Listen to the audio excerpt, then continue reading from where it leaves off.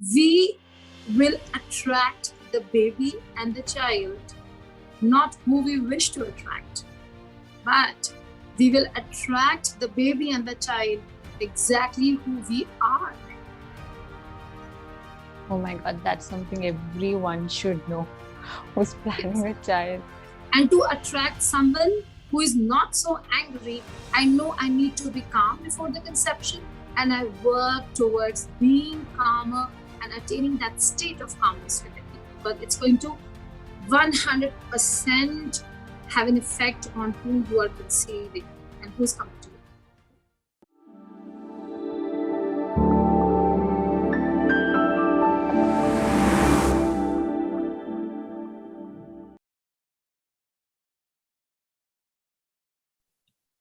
Dr. Monica, it's a great pleasure to be in conversation with you. A warm welcome to Dr. Story.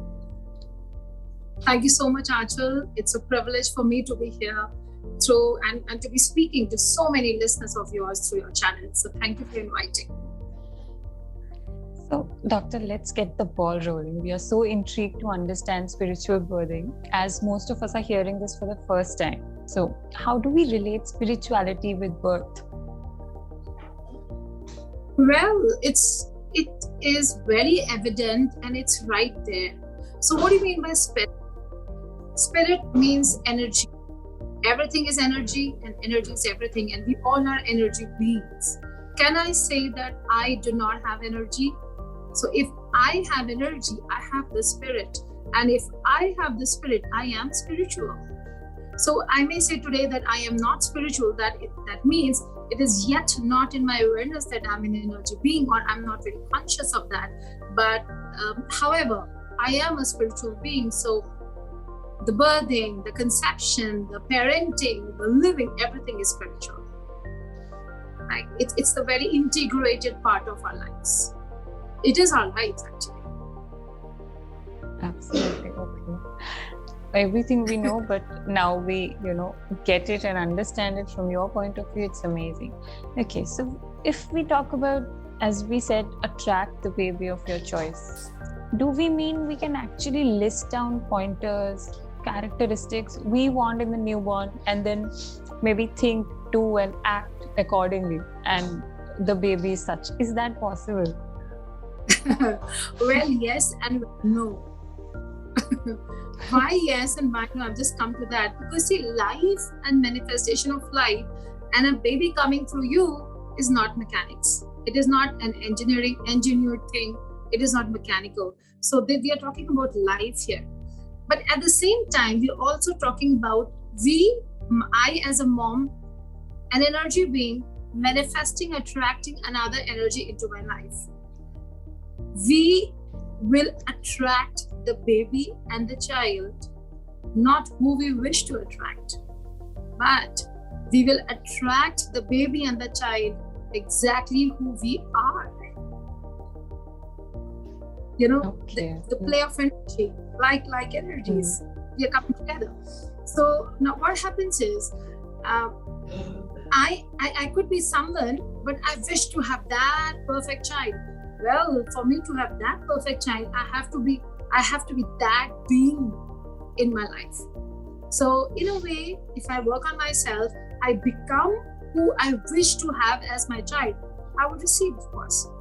So it's like, yes, I can actually attract who I want, but it would be my reflection. I have to work on myself for that.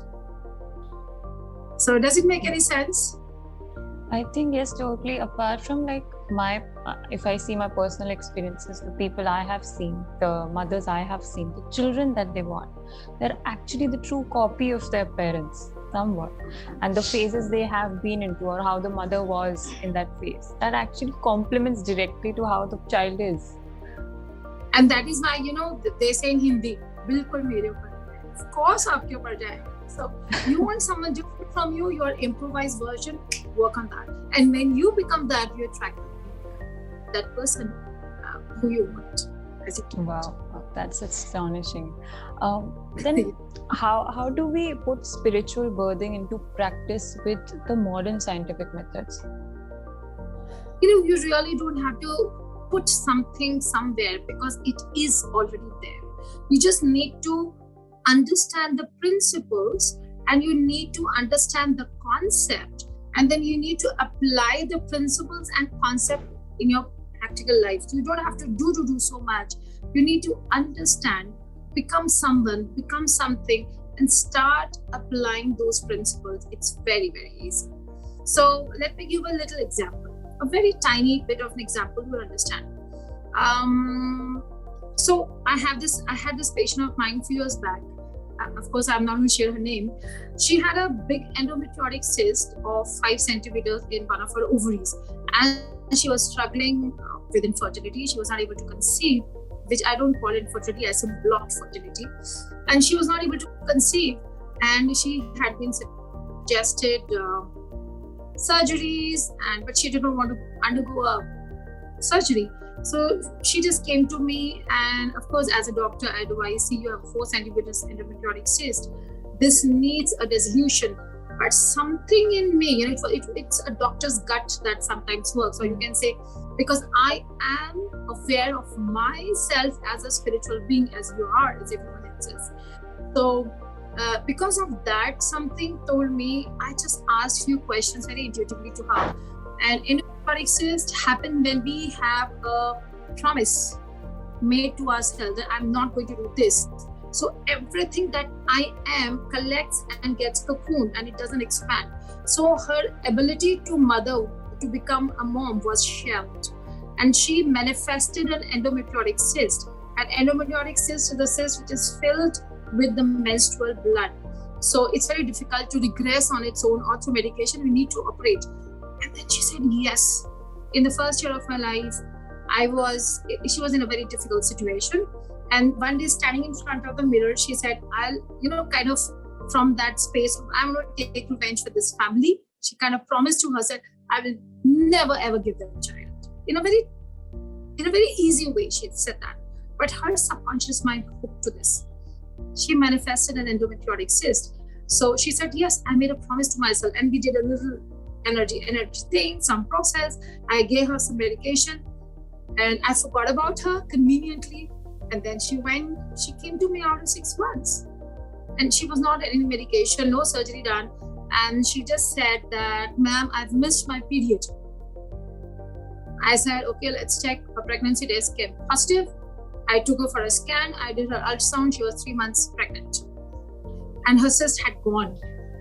So just by understanding, diving into a deep subconscious mind, doing some realignment, the representation of what her subconscious mind was holding, when she unlocked that, she manifested the child. And I will put the story in the book also, because this is such a true story. And I have these patients, a lot of these patients in my life. So that is why I'm here with so much of conviction talking about this to you. So this is how you put these concepts and these principles in your real life, answering to your question. So we talk about conscious and subconscious mind. What does one miss if they do not consciously engage with, as you said, the conception process? First of all, what they miss is they miss on becoming aware of who they are inviting as their child. So it becomes a random process. So like, I'm in a very random energy field. Today my mood is this, my mood is that, and I'm triggered easily. I get angry very easily, or I get frustrated very easily. Sometimes I'm extremely joyful, other days I'm depressive. So because I'm not in a constant state of my energy, even if I'm not in awareness of my state, then who I attract is like random, like anyone. But when I'm very conscious about even if I'm angry, if I'm conscious of my state of being in anger, then I'm already a conscious being. And then I would know who I have attracted. And to attract someone who is not so angry, I know I need to be calm before the conception, and I work towards being calmer and attaining that state of calmness within me, because it's going to 100% have an effect on who you are conceiving and who's coming to you. Oh my God, that's something everyone should know. who's planning a child. Okay. Very potential. Yes. When we talk about infertility or block fertility, as you rephrased, in block fertility is in some way or the other relates to this spiritual aspect of birthing, and can we overcome the same? Yes, why not? See, more than anything that is, okay, let me again give an example. It's very easy for the viewers to understand. Suppose there's someone coming over for dinner and you make a nice cuisine, okay, and everything is laid on the dining table. So preparation was done in the kitchen.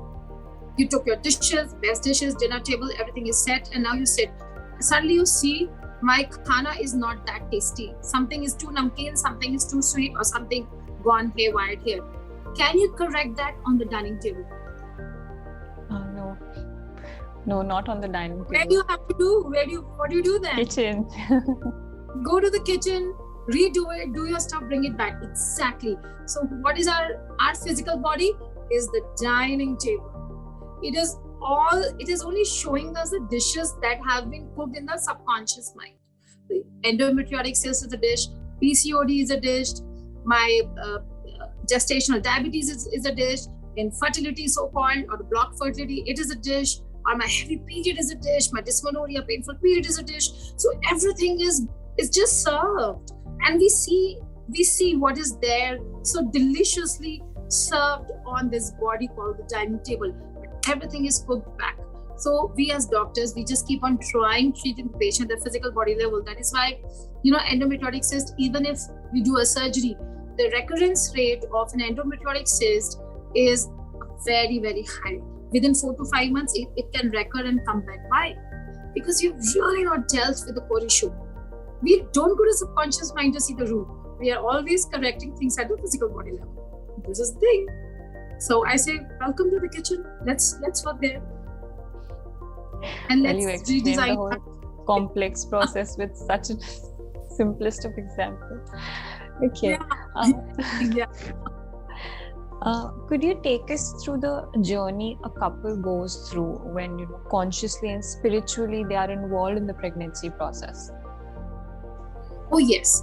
So now we have a structured program called Awakening in Womb program, and then we have structured in a way that we have first trimester, second trimester, third trimester.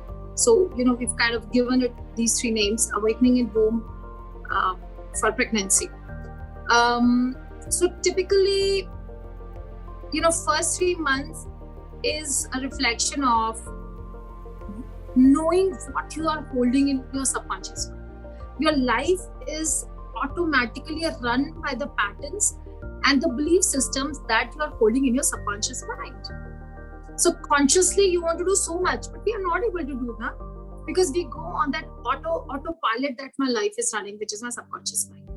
So first 3 months is dedicated to identifying your major subconscious mind belief systems, and then the couple chooses, I don't want to have this pattern start serving me because I'm stuck in relationships. I'm not able to have those flourishing relationships, or this is a glass ceiling that I have in my career or my finances, or this is a particular way that I feel for faith, religion, whatever.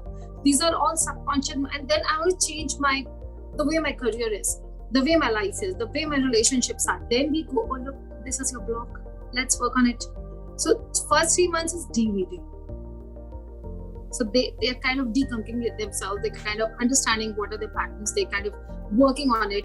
And once first 3 months, the decunk has happened, the second and third trimester is about putting the fertilizers, giving them to right manure so that the baby can now nurture and nourish. Suppose we had not deviated it and put all the manure along with the good fruit, the weeds would also come out because now the fertilizer is there. So it's important to eliminate what is not required, or more than elimination, it's about embracing a lot of things and understanding them and say, no, I don't need you now. And then in this second trimester, we work on aspects like SQ, spiritual quotient, the alignment with energy, cosmic world. We work on IQ, intelligence quotient, we work on EQ, emotional quotient, we work on PQ, primordial quotient, which is health. And there's a lot of subconscious mind imprints that we work on. And the last trimester, the 7th, 8th, 9 months is also very important. We have phase 2 of EQ, IQ, SQ, PQ. Then we have family sessions and so much and so forth goes on. So this is how the structure goes on. It's a complete journey of transformation and knowing yourself through your child. So it has to be in those 9 months only, or before conceiving one can have this course and then get into the process? See, you start giving these subconscious mind imprints 3 months before you've actually physically conceived. So I think the moment you start planning your baby, or you know that I want to be a mom, you've already sent a signal that, okay, someone is ready, come to me, I want to be a mom. So there is a preparation going at some other level, and the baby wants to come, and now you've got to prepare yourself to receive that child. And this awareness journey is right 3 months, and those 9 months. Actually, it's 1 year of a very high consciousness state, and it is giving that rock solid foundation to your child is coming. So now the child is dependent on you. What you're serving, child is going to have that. Got to be very conscious of that. So if I understood, if we have to understand it rightly, it's like 3 months before conception and the 9 months of the period.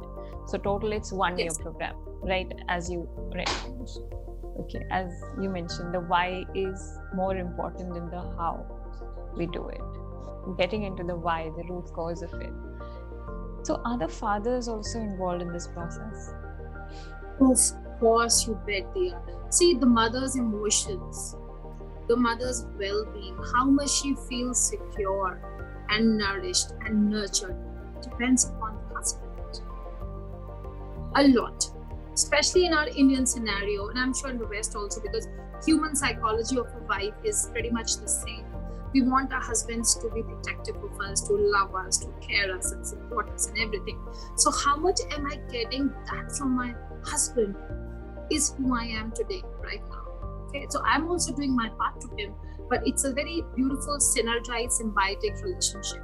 So somehow if I'm not feeling secure, or if I'm having that feeling of lack, then my husband has a very indirect effect on how would I feel for my child.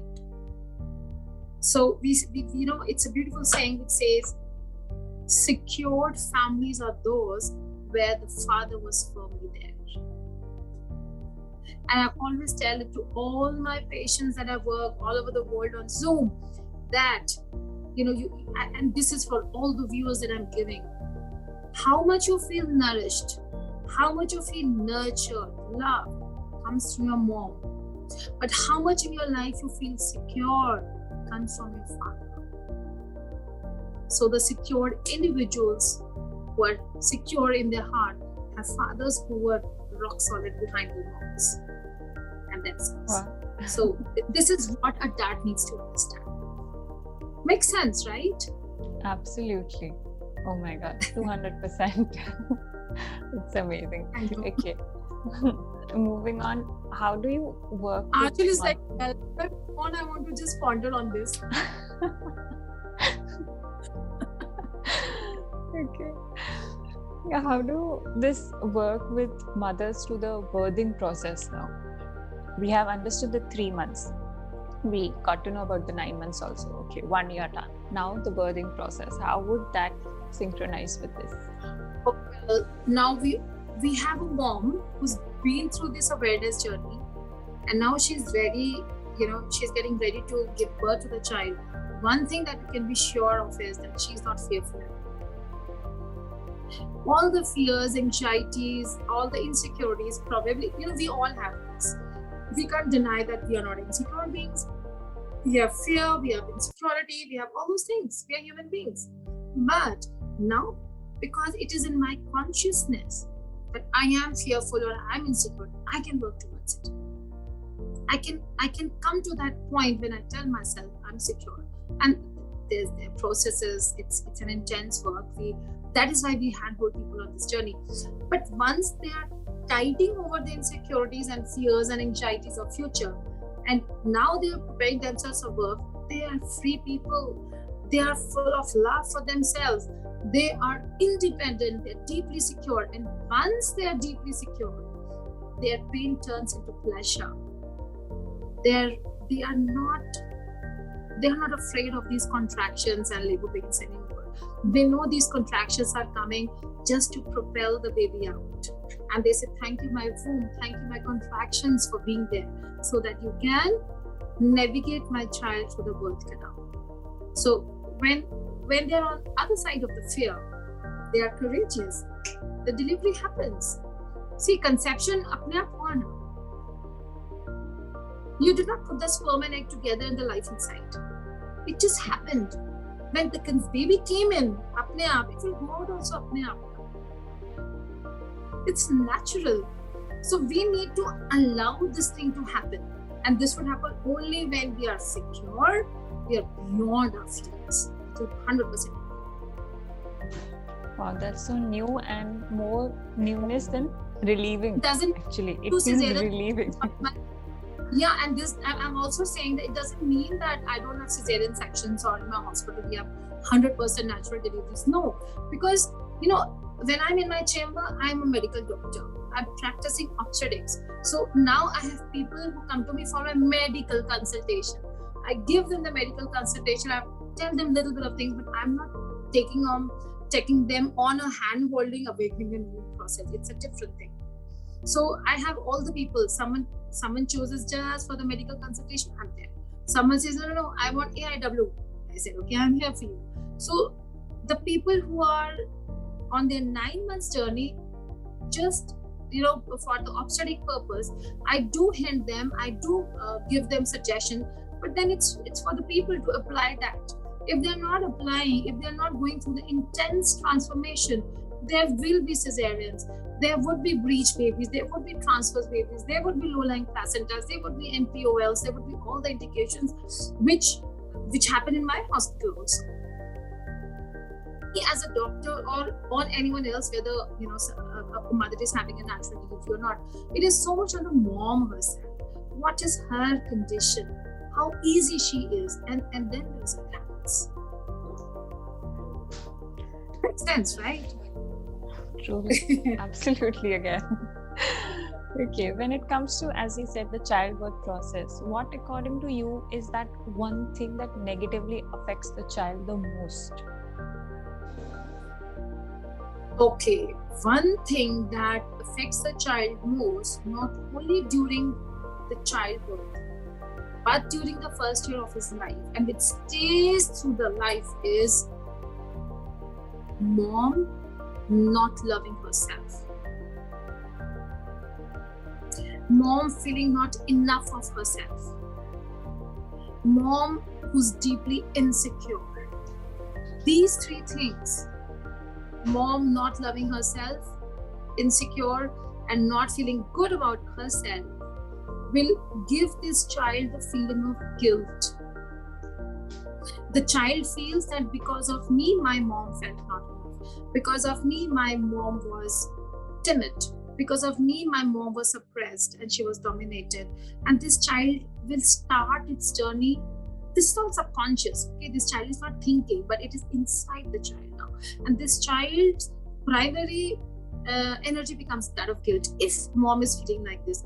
On the other hand, if mom is cheerful and happy and courageous and she's secure, you have a child who's a bomb, who's a bomb. Okay? A child who's free, independent, who's absolutely carefree, and we want such individuals in life. Joyful people. Of course, there would be setbacks in life, there would be sabotages, there would be everything, but one has to have that courage, that love for life, and you'll be able to tide over anything. So guilt is one thing. Guilt and lack of self-love are two very, very damaging things that if mom is feeling this, then the child will also feel the same. I feel how so many people are unaware of that fact, and they should actually, from all aspects, be aware of this one thing that has the most effect. Yes. If leave AIW program, leave everything, just sit with yourself somewhere in the house, close the door, introspect. What am I guilty of? Kya kiya maine jo guilt hai mere andar? And why don't I love myself? Why do I feel something lacks in me? And then write down Do this. I'm telling to all the women through you, Anchal. And I don't love myself because second, I'm guilty because I did this, I had so many affairs, I had whatever. Had more. So what? It was an experience. It was important for you to undergo through the experience to become who you are. Have it on your shoulders. Say, I'm proud of who I am. Move on. This little exercise. And then tear off all the papers. This is my past. I'm throwing it in the bin. I'm courageous. I'm happy. No guilt. God is with me. I am here on this life, on this planet. God has given me this beautiful life because God loves me. And if He loves me and I love the source, then who are the humans to judge me? I am everywhere and I'm the light. This is enough. They don't need anyone. I'm telling you, they don't need anyone. They are empowered.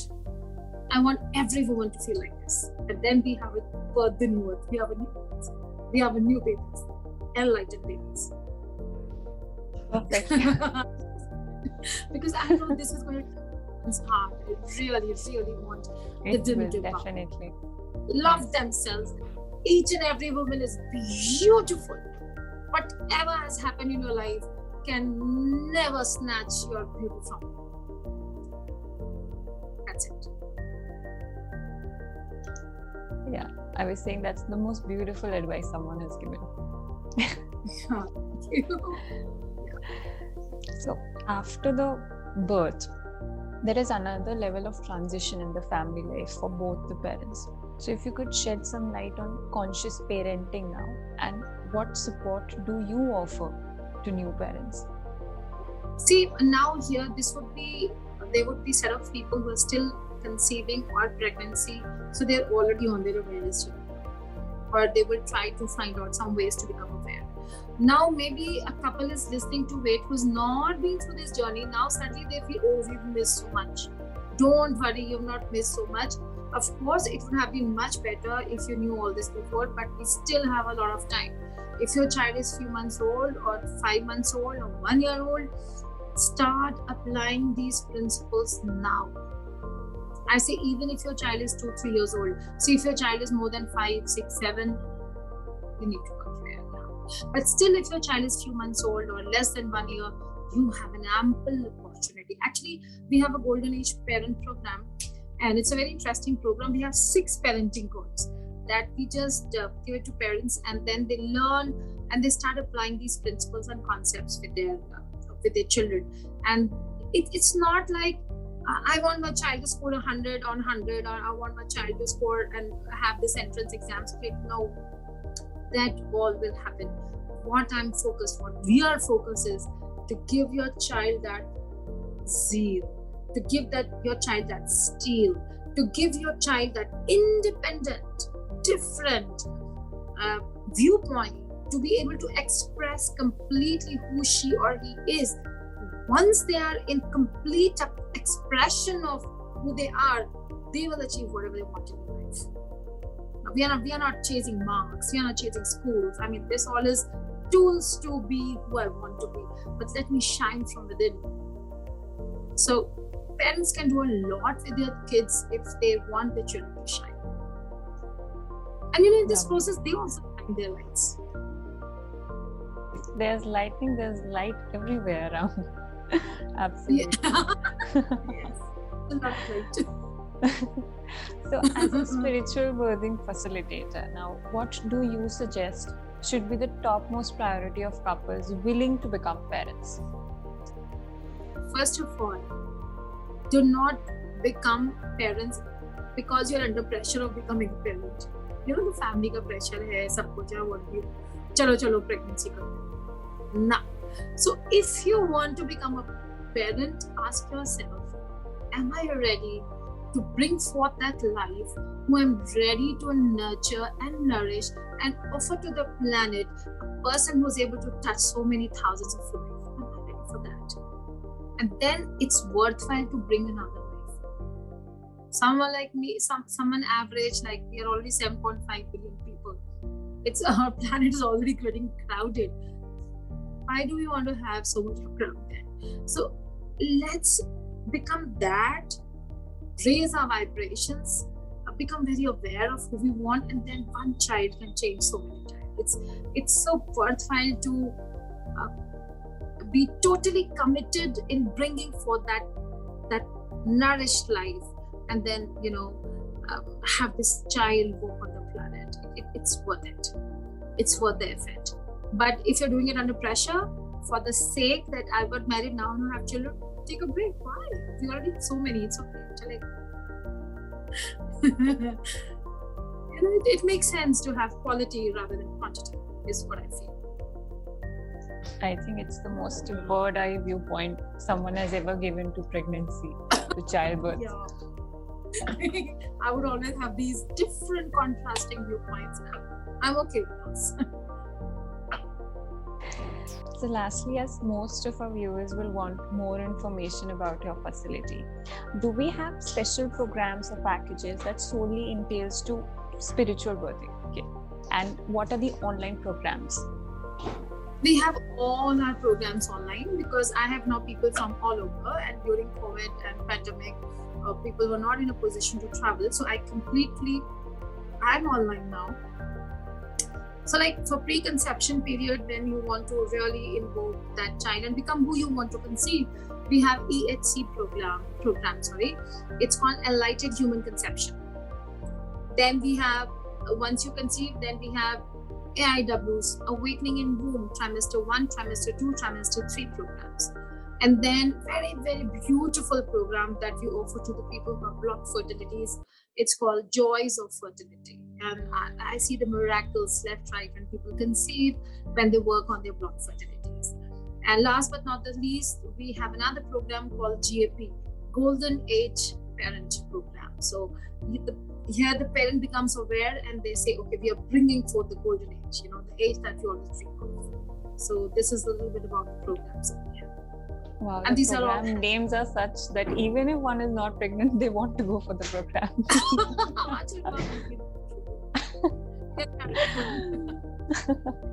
Well, words aren't enough to express our gratitude towards the phenomenal work you are doing in this field. Thank you so much for taking out time and being here with us. It's an absolute honor to have been in a discussion with you today. Thank you so much. Thank you so much for this opportunity, Achal. And I welcome all my viewers. A lot of love, a lot of birthing blessings to all of you. May all your dreams, wishes, and desires come true, and may this interview reach to every nook and corner of the planet, and people can do this change. And Achal, thank you so much for being there. Thank you. I hope likewise. Most welcome. I thoroughly thank you so much. Thank you.